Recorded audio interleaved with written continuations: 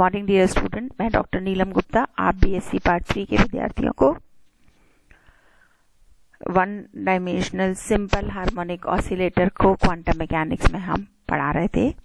उसी की कंटिन्यूटी में हमने पिछली क्लास में कंसीडर किया था कि किस तरह से हम सिंपल हार्मोनिक ऑसिलेटर के 4 आइगन फंक्शंस को हमने निकाला था और उन 4 आइगन फंक्शंस को हमने ग्राफिकल भी रिप्रेजेंट किया था कि किस प्रकार से हम first 4 stationery state of harmonic oscillators को हम एक्सप्लेन कर सकते हैं। In my today's lecture I will discuss about the parity of the eigen functions. As we know, the potential energy of the simple harmonic oscillator, which is denoted by or which is represented by Vx is equal to 1/2 m omega square x square. This is an even function of x. We know because when we replace x by minus x, then this remains v of minus x is equal to vx. Therefore, the Hamiltonian is also an even function of x. So the Hamiltonian operator and the parity operator commute. So we can say the eigenfunction must have a definite parity. So let us examine the parity of first 4 eigenfunctions which was given in the table 1 in the yesterday. In that case, when we replaced x by minus x, then the dimensional less variable y will be replaced or should be replaced by minus y. Therefore, if we consider the first 4 eigenfunctions where the psi naught y is equal to alpha upon root pi to the power 1 upon under root 1 upon 2 e raised to the power minus y square upon 2, as well as when we replace y is equal to alpha x. So as you replace this, y is equal to minus y. In that case, the psi naught y remains same as psi naught of minus y. It shows that psi naught is an even. That means the state for n is equal to 0. The simple harmonic oscillator has even parity. Do you understand this? As when we replace this y with minus y, because of this square, it remains same term. So this remains means psi naught minus y is equal to psi naught y. In that case, we can say this psi naught is an even. In the state corresponding to n is equal to 0 has even parity. In the next, we consider psi y is equal to alpha upon under the root pi under the root 2 y e raised to the power minus of y square upon 2. As soon as when we replace y is equal to minus y, we'll get this should be equal to minus of psi 1 minus of y. That means this psi 1 is odd. That means the state corresponding to n is equal to 1, this wave function has an odd parity. Similarly, when we consider again psi 2 y, that is equal to under the root alpha upon under root pi 1 upon root 2 within the bracket 2y square minus 1 e raised to the power minus of y square upon 2. So when you replace this y with minus y, you get psi 2 is again even. That means the state for n is equal to 2. The simple harmonic oscillator's wave function has even parity. In the last 4th eigenfunction, the psi 3, this is equal to alpha upon under the root pi to the power 1 upon 2, 1 upon root 3, 2 pi cube minus 3y e raised to the power minus of y square upon 2. Again, when we replace this y with minus y, we will get it is equal to minus of psi 3 of minus y. Thus, again we can say psi 3 is an odd. That means the state corresponding to n is equal to 3 has an odd parity. So in general, when we consider the eigenfunction for the nth state, that the general equation of wave function is represented as psi nx is equal to under the root alpha upon under root pi 1 upon under the root 2 raised to the power n factorial n hn alpha x e raised to the power minus alpha square x square upon 2.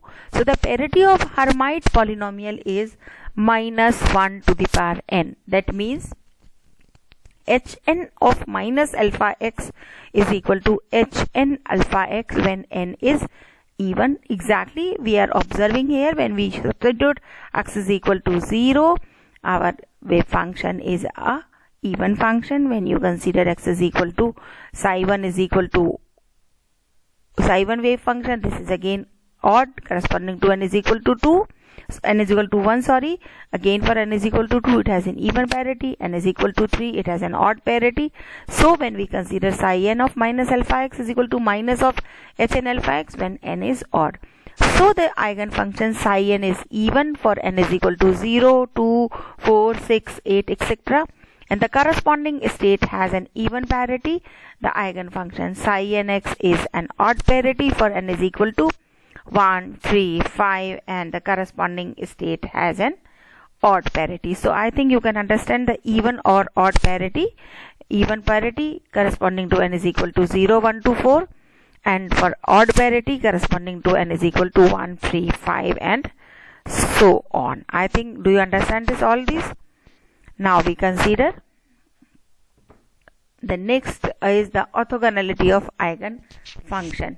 When we consider the orthogonality of the eigenfunction, we again consider the wave function psi nx is equal to under the root alpha upon under root pi 1 upon under the root 2 to the power n factorial n hn alpha x e raised to the power minus alpha square x square upon 2.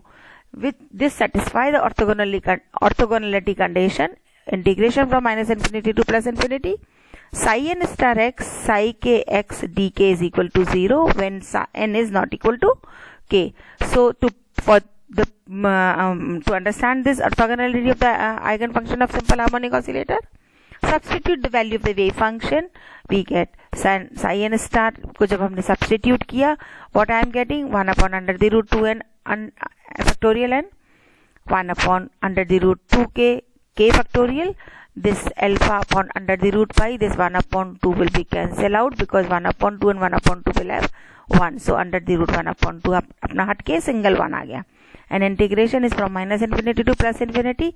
hn alpha x e raised to the power minus of alpha square x square. hk alpha x e raised to the power minus alpha square x square upon 2. So इधर भी 2 दोनों मिला के हो गया e raised to the power minus alpha square x square hk alpha x dx. Or this is equal to 1 upon under the root pi 1 upon under the root 2 to the power n factorial n 1 upon 2 to the under the root 2 to the power factorial k. Integration is again from minus infinity to plus infinity.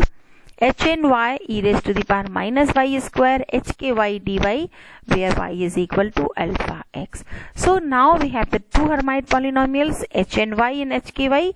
These two Hermite polynomials are orthogonal with the weight e raised to the power minus of y square on the interval from minus infinity to plus infinity. That means hny e raised to the power minus y square hky dy is equal to 0 for n is not equal to k. Now we can use this equation number 4 in equation number 3.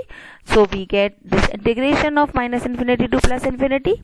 Psi n star psi k dk is equal to 0 for n is not equal to k. Thus we can say the eigenfunction belonging to the different eigenvalues are orthogonal. Now we consider the probability density and comparison with the classical result. The probability classical probability density in the probability classical probability density as we consider in classical mechanics. First we are taking about the classical mechanics.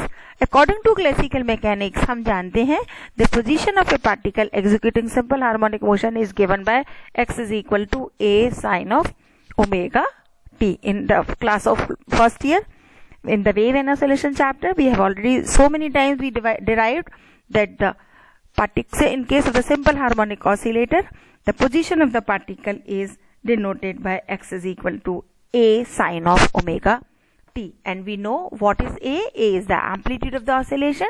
If we calculate or if we determine the speed or velocity of the simple harmonic oscillator, that will comes out to be v omega a cos of omega t.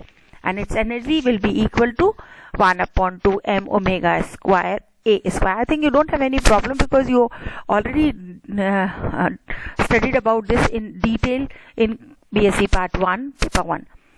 So now we consider the classical motion which will take place between the turning point x is equal to plus minus a that is equal to plus minus 2e upon m omega square to the power 1 upon 2. So the classical probability is denoted by PCL x dx, that the particle will be found in the interval dx in a random observation is equal to the fraction of the total time spent by the particle in the interval dx.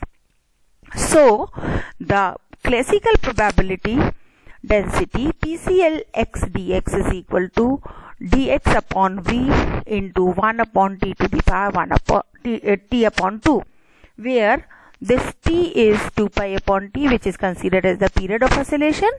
Again, by using the velocity equation, that v is equal to omega under the root a square minus x square.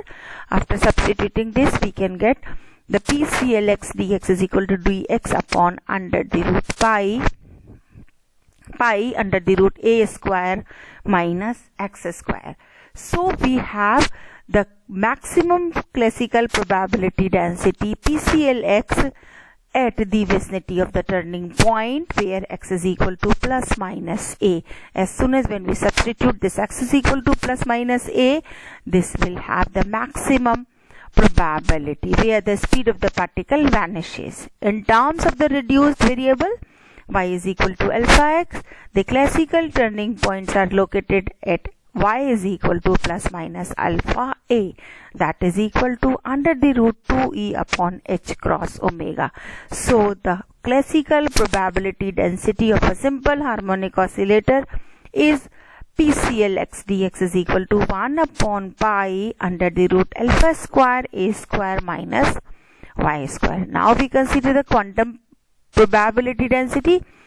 Again, we consider the eigenfunction of a linear harmonic oscillator, which we have discussed so many times, that h and y is equal to under the root alpha upon under root pi 1 upon under the root 2 to the power n factorial n h and y e raised to the power minus of y square upon 2, where we know that h and y are the Hermite polynomial. For when we consider n is equal to 0, we get h naught y is equal to 1. When we consider n is equal to 1, we get the second Hermite polynomial h1y, that is equal to 2y. When we consider n is equal to 2, we get the third Hermite polynomial h2y, that is equal to 4y square minus 2. And when we consider n is equal to 3, we get the fourth Hermite polynomial, that will be equal to 8y cube minus 12y and so on. So the quantum mechanical probability for localizing a particle within an interval dx, which is given as P probability in quantum mechanics, dx is equal to magnitude of psi n x square dx, or after substituting the value of psi n x, this is equal to probability in quantum mechanics or quantum mechanical probability density alpha upon under the root pi 1 upon 2 to the power n factorial n hn square y e raised to the power minus of y square.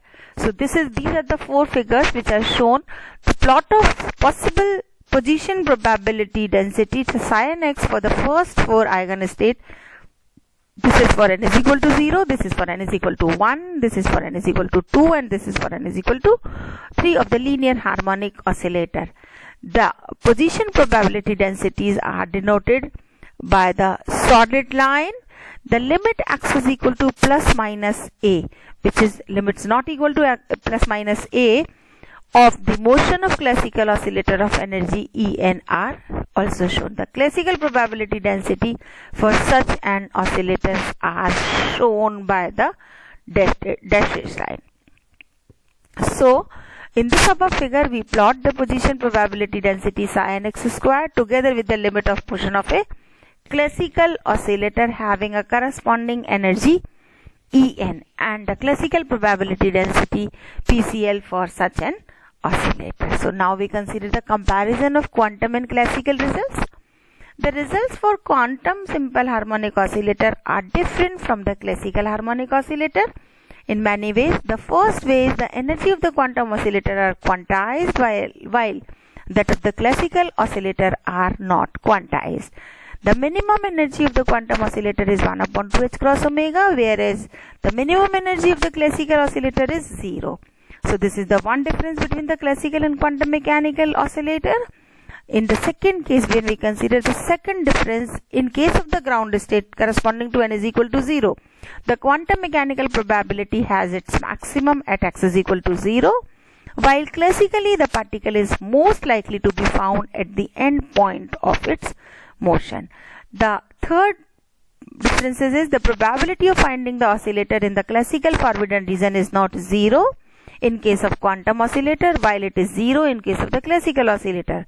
Further, for all odd states, means corresponding to n is equal to 1, n is equal to 3, n is equal to 5, n is equal to 7, etc., the probability of finding the particle at the center of the parabolic potential well is 0, while classically it is infinite. So only at the relatively large values of n, the result of quantum oscillator begin to show some resemblance to the classical case as shown in this figure for n is equal to 10. This is in accordance with the Bohr's correspondence principle. This is the plot of psi n, and not psi n, psi 10 magnitude square. These are the extreme position, minus a and plus a. So in this case, the position probability density for the state n is equal to 10 of a simple harmonic oscillator, and for a classical oscillator of same total energy, which is denoted by the dashed curve. So now we consider the 0 point energy in its justification using the uncertainty principle. As according to quantum mechanical phenomenon, the energy of a particle executing linear simple harmonic oscillations in its nth state is given by En is equal to n plus half of h cross omega. The energy of the particle in its ground state n is equal to 0 is called the 0 point energy. And we know its value is 1 upon 2 h cross omega. We have already considered it in my just 2-3 sheets before. It is quantum phenomena. The existence of the 0 point energy is directly related to the uncertainty relation. Classically, in its ground state, the particle sits still at the equilibrium position and has a 0 energy. Quantum mechanically, the particle cannot be satisfied to at rest at x is equal to 0, as due to the uncertainty principle, when delta x is equal to 0, it implies that delta p, which in turns mean infinite kinetic energy. The 0 point energy represents the energy of the fluctuations which necessarily occur. So the 0 point energy is the minimum energy of a linear oscillator, which can be established using the uncertainty principle, where delta x, delta px is greater than or equal to h cross upon 2. So for a quantum mechanical simple harmonic oscillator in any stationary state, the energy is given as E is equal to px square average px square upon 2m. This is the potential and kinetic energy, plus 1 upon 2m omega square average value of x square. This will give you the kinetic energy. So by the definition, this we can consider delta x square is equal to delta x square minus of average x square, and delta px is equal to delta px square minus average of px square. Since we know the average value of x and px are 0, so delta x and delta x is equal to only this average of x square, and this delta px is equal to average value of px square. Now we can use both these values in the relation number 2. So E is equal to delta px square upon 2m plus 1 upon 2m omega square delta x square. Using the relation of minimum uncertainty relations, delta x delta px is equal to h cross upon 2. So after substituting this value of delta px over here, h cross square upon 8m delta x square plus 1 upon 2m omega square delta x square. So the energy in the minimum for the value of delta x, for which del E over del d del x is equal to 0. After differentiating is, we get delta x square is equal to h cross upon 2m omega. So now we can use this equation number 6 and equation number 5. We get the following expression for the minimum energy of a simple harmonic oscillator. So the minimum energy of a simple harmonic oscillator is equal to 1 upon 4 h cross omega plus 1 upon 4 h cross omega, which will give you the half of h cross omega. Thus, accordance to uncertainty relation, also the minimum energy of the oscillator is 1 upon 2 h cross omega, which proves that the uncertainty principle, by using the uncertainty principle, we got the same result. The observations of the dispersion of light in crystal indicate that such an energy do exist. In solid bodies, atoms and molecules perform small oscillations. According to classical theory, these oscillations should diminish with decreasing temperature. These atomic oscillations are the cause of the light dispersion, which therefore should diminish with the decreasing temperature. However, experiment demonstrate that the intensity of the scattered light converges to a definite limit, showing that even at absolute zero temperature, atomic oscillations occur. So this is all for simple harmonic oscillator. So in my next class, in the next week, I'll start the next topic. That is, I think that topic is orbital angular momentum and quantization, next unit. So thank you for that. Okay.